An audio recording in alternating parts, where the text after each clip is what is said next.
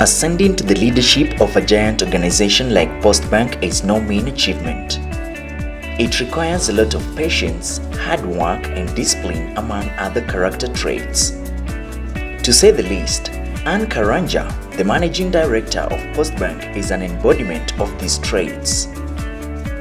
Her role in leadership did not just happen out of the blues, as she was the first student at Githongori Girls High School in Murang'a County to score a first division, equivalent of grade A in her ordinary level examination. Thereafter, she proceeded to high school, where she excelled in her advanced level examination and joined the University of Nairobi for her undergraduate and postgraduate studies. Anne's career journey started after her graduation as an auditor in the Office of the Comptroller and Auditor General, where she worked for 7.5 years. She then joined Postbank in 1989 at a junior level as an auditor. From the time I went to school, I knew that I wanted to excel so that I could be different from the from the girls I used to see in the village. So when I went to school, I studied very well, and from my O levels I was the best candidate student in my school. And from there, in fact, I told myself, if I do not make it to go to high school, because that time we were going to Form 5 and 6, I'm going to report. Which school was that? I went to Githongori Girls High School in Thika. In fact, I was the first girl to post Division 1. Previously, they used to have Division 3, and the girls would tell us, the girls who were ahead of us would tell us, it doesn't matter whether you work hard in this school, the best you can get is Division 3. So I believed in myself. I led the team and I set the pace for that school. I proceeded to high school, I did well, and to university, and also for my undergraduate, I did well. I did better than average because I had an upper promotion. Now, what I would say is that my success is through being passionate about what I do. I started off as an auditor in the Office of the Comptroller and Auditor General, where I worked for 7.5 years. When I joined Postbank, I joined at a junior level as an auditor. But Which year was that? that was in 1989. So when I joined, even at that junior level, I transformed the way audit was being done then. So my seniors recognized my abilities, and I remember within 1 year I was promoted twice. So from there, I can say I have risen through the ranks, through being passionate about what I do, giving my best, and my performance stands out. I try to give my best in everything I do, and this way, yes, you are recognized by your seniors. And in as much as most of the positions at a senior level are competitive, it means they have already seen your ability to be able to give you an opportunity even to go for an interview. So I would say through hard work, remaining focused to what I want to achieve, giving my best without caring at what level, and not looking so much at being promoted. Because when you give your best, promotion will follow. You rise because you become an excellent performer, and everybody notices your performance. Once at the helm, a leader is expected to have some qualities in order to be effective. Anne says that a good leader should be able to steer his or her team to success by being visionary and setting the strategic direction for the organization. Every team member is very critical in the delivery of the vision, and if one of them loses direction as a result of feeling like or he or she has been left out, the team develops a weak link. Moreover, according to her, the leader should build strong, competent, and motivated teams which should be empowered to deliver on the corporate objectives.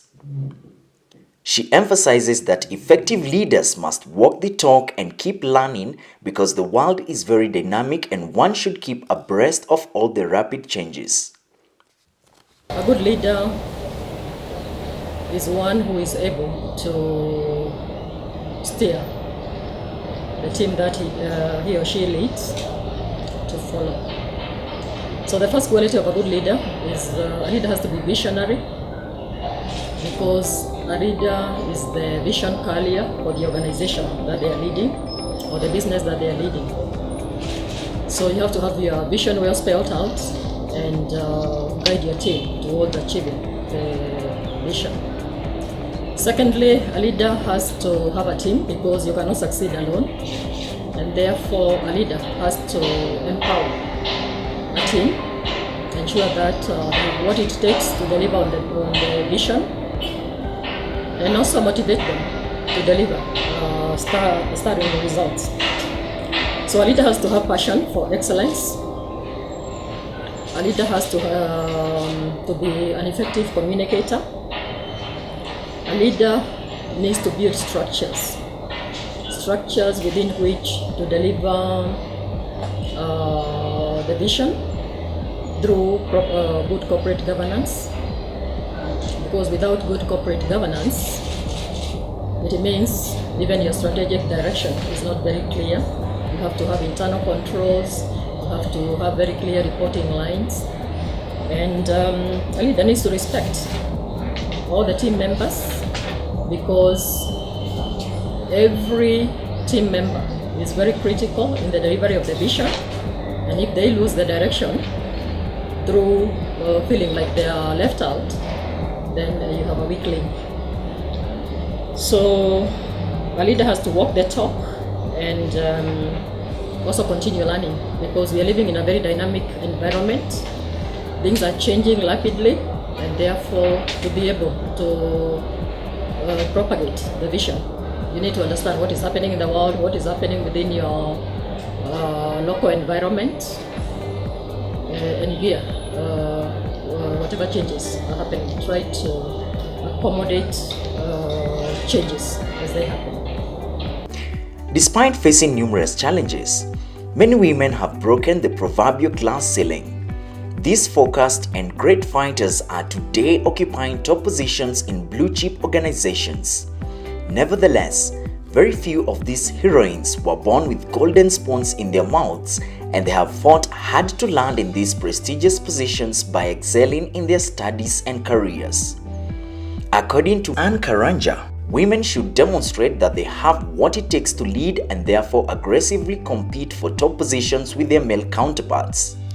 Women should not sit back and wait to be given leadership positions. They need to go out, exert themselves, and seek to be among the best when it comes to vying for leadership positions. Now, one good quality about women is that they are empathetic, they are effective communicators, and as they do what they do at home, they are able to multitask and ensure that they deliver on what responsibilities are given to them. Internationally, there are very many successful women leaders, including heads of state. Currently, there are 20 and more in the corporate world. In Africa, the Prime Minister of Namibia is a woman. Malawi and Liberia have also been headed by women, and in Kenya, women have broken the glass ceiling, and the number in political and other leadership positions is growing for the first time in the history of the country. According to Karanja, this is a clear demonstration that the Kenyan women are taking leadership seriously, as opposed to being satisfied with less demanding positions. Now, looking at the international arena, before I come to the local arena, we know that the ratio of women leaders is still very small. But on a positive note, it's good to note that currently, as we stand, we have over 20 women heads of state. But when we come to Africa, I think previously we had two heads of state in Malawi and Liberia, but currently we only have one in Namibia, one head of state in Namibia, and therefore I think it is important to continue propagating the need for women to stand out, vie for leadership positions, nationally, internationally, and stand to be counted. Now, coming back home, I'm happy to note that we are seeing for the first time 3 women governors who succeeded through a very competitive process. We have 3 senators, and we have close to 70 members of parliament. There's the 47 women reps plus other members of parliament, and that is an improvement, meaning that the young women should be looking upon these women leaders, and some of them are delivering better results than their male counterparts, and therefore women have what it takes to lead, and they should wake up and do what needs to be done to be counted among the best. Anne's role as the managing director is providing the strategic direction of Postbank in close consultation with the board of directors and to propagate the vision of the bank to all the staff members and customers. She also builds teams that can deliver the bank's mandate. She keeps them motivated and empowered by effectively communicating with them. Inasmuch as she is the vision carrier and works closely with the board of directors, she involves other managers and staff members while making key decisions so that they can own and understand them. It is also her duty to build a positive culture within the organization in order to achieve exemplary results.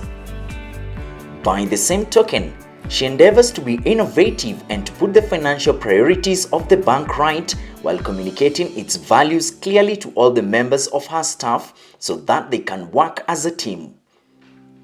Lastly, she has a duty to create an enabling environment that facilitates the staff members to deliver on their individual and collective goals while always striving to exceed the customers' expectations. As the managing director, as I said earlier, I'm the vision carrier, and therefore I have to propagate the vision of the bank in close consultation with the board. Through the vision, we have our strategic direction, and we have a strategic plan that needs to be effectively communicated to all the team members who are supposed to deliver on the bank's vision.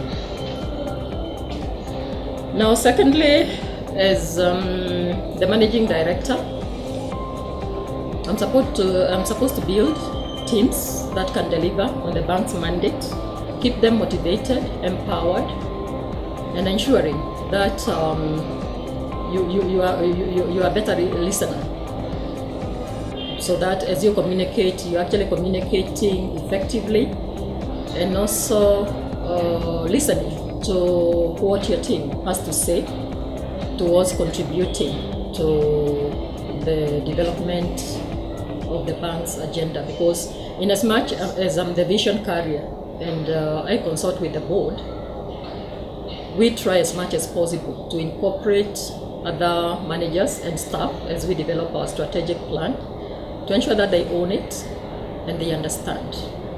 Secondly, I need to build a culture, a positive culture within an institution, a culture that can deliver sterling results.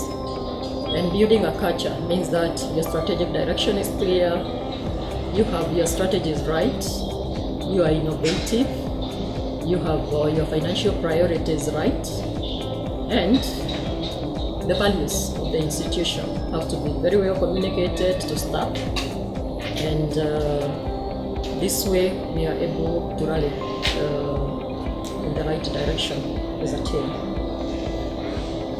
One of the major challenges she has faced as the managing director of Postbank is the rapid technological changes in banking.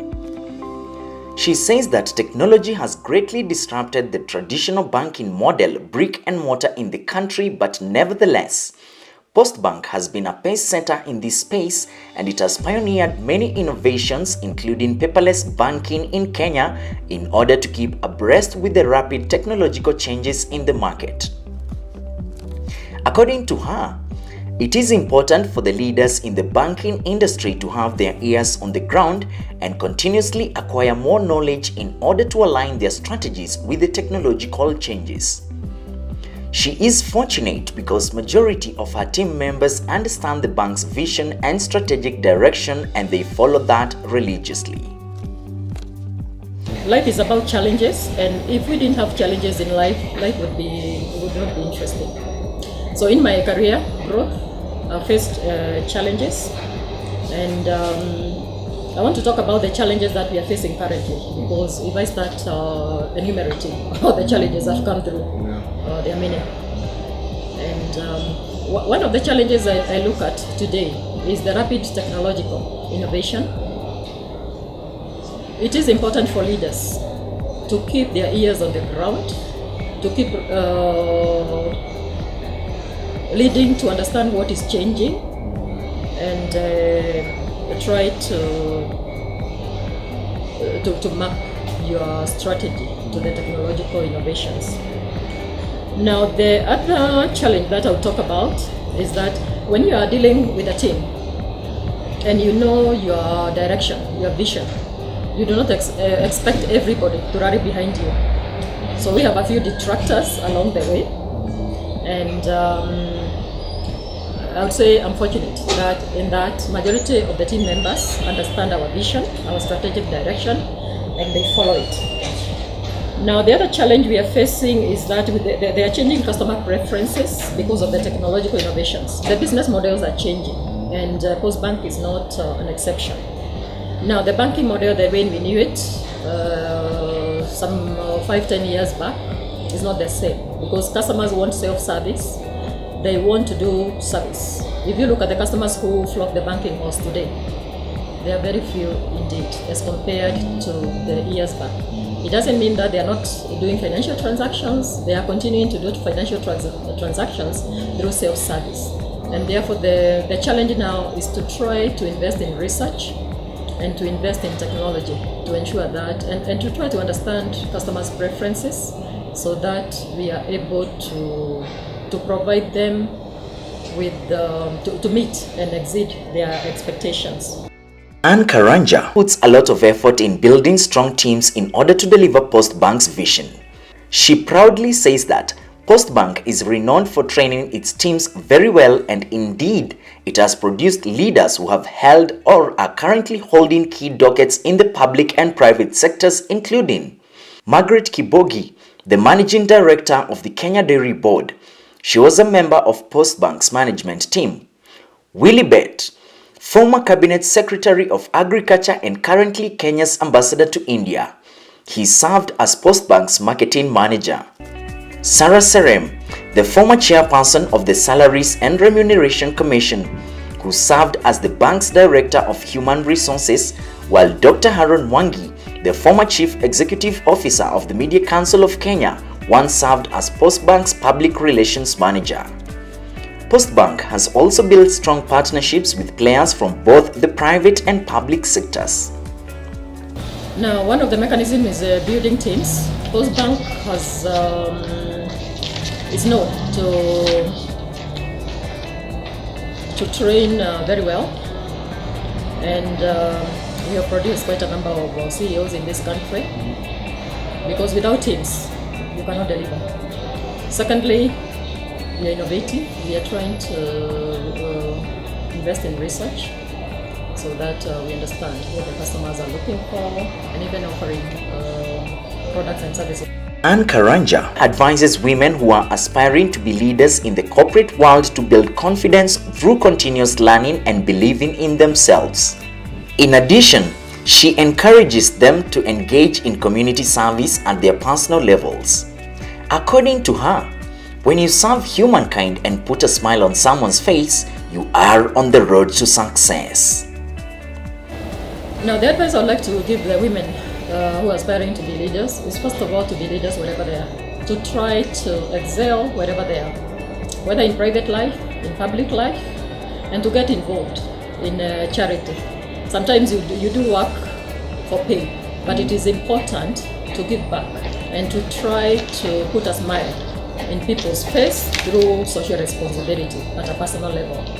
So I want to urge women to excel in everything they do, to be passionate about what they do, and not to look for leadership positions to serve themselves. They should look for leadership positions to be servants, to serve the people. And when you serve the people with excellence, good things happen. Before you know it, you're leading your church. Before you know it, you're leading a business, maybe privately. And before you know it, you're in public life, leading corporates or serving in the government or even in the states. And therefore, what I urge women is that they should wake up from their passive roles and go out and deliver in a small way in their private lives, in public life, and look for something to give back to the community. Postbank's mandate is to mobilize savings among Kenyans, which are in turn used for the country's socio-economic development. To that end, it has developed an array of innovative products. Its flagship product is BD Savings Account, which targets Kenyans from all walks of life. Another product is Save As You Earn, a contractual savings account that is popular with civil servants, teachers, as well as the armed forces. Most importantly, Postbank has developed a product for women which is known as Waridi Savings Account. All its products are exempted from taxes as a way of motivating the customers to save diligently. In the same breath, the bank is engaged in international money transfer services, and it has partnered with 3 organizations to that end: Western Union, MoneyGram, and RIA. The road ahead for Postbank is bright, and one way of strengthening this organization with a rich brand heritage since it was established in 1910 is by initiating more public and private sector partnerships. Recently, the bank signed a partnership with the National Youth Service for the payment of the latest servicemen and women allowances. The bank shall also continue investing in technology in order to deliver effective services to its customers. In that regard, it shall continue researching and rolling out products that meet its customers' needs while recruiting and retaining highly talented employees.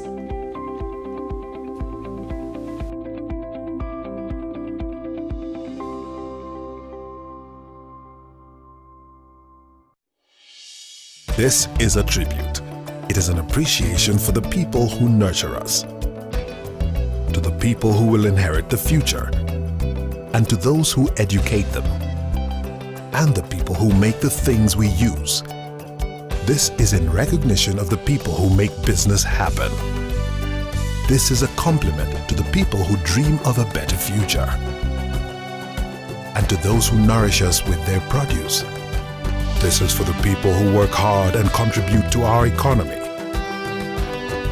This is for the ones who are far away from us, and for those who appreciate every day and live their lives to the fullest. This is for the people of Kenya, to whom we have provided reliable banking services for over a century. This is Postbank. My bank, my choice, my future.